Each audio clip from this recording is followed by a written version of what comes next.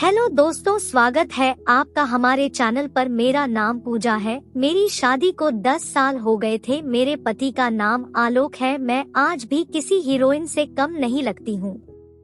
खूबसूरत चेहरा, गोल मटोल आंखें, पतले पतले होठ, सुराही सी गर्दन, गठीला बदन और ऊपर से सुरीली आवाज मेरे हुस्न में 4 चांद लगा देती थी। मैं खुद को सजाने संवारने में कोई कसर नहीं छोड़ दी थी। मेरे पति आलोक ने जब मुझको पहली बार सुहागरात पर देखा था तो उसकी आंखें फटी की फटी रह गई थी। जब मैं दुल्हन बनकर ससुराल आई थी तब पूरे गांव भर में मेरी खूबसूरती की चर्चा हुई थी।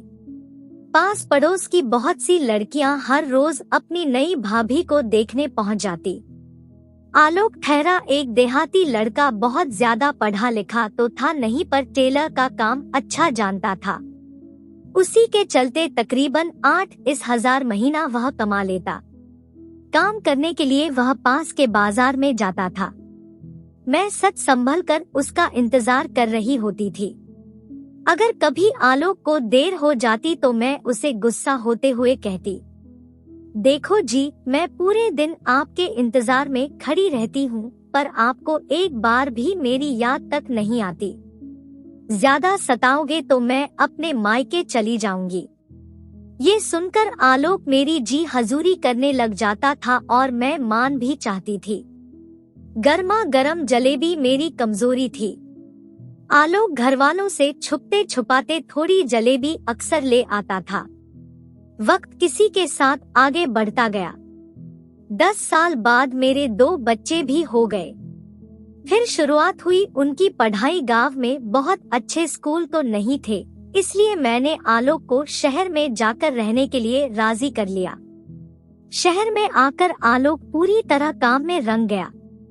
अब उसे पहले से ज्यादा मेहनत करनी पड़ रही थी।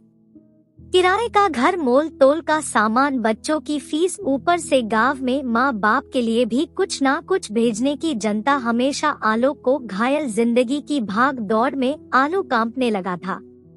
अब उसमें पहले जैसा जोश ताजी की नहीं बची थी। वह खा पीकर रात में जल्दी सो जाता था। उसके पास अब मेरी तारीफ करने के लिए ना तो शब्द बचे थे और न ही समय बचा था। उन्हीं दिनों आलोक का दूर का रिश्ता का एक भाई करण काम की तलाश में उसके पास आया। वह कंपनी में नौकरी कर मेरे पास वाला ही कमरा किराए पर ले लिया। करण की ड्यूटी ज्यादातर रात में ही होती थी। मुझसे उसकी पटरी खूब बैठने लग गई थी। हाल ही समय में हम दोनों खूब हंसी मजाक करते थे।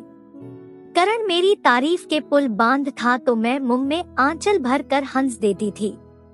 करण मेरी हंसी में कहीं खो जाता था। करण की अभी शादी नहीं हुई थी। वह मेरे चुलबुलेपन पर और मदमस्त अदाओं का दीवाना हो चला था। मैं भी उसे छेड़ने का कोई मौका जाने नहीं देती थी।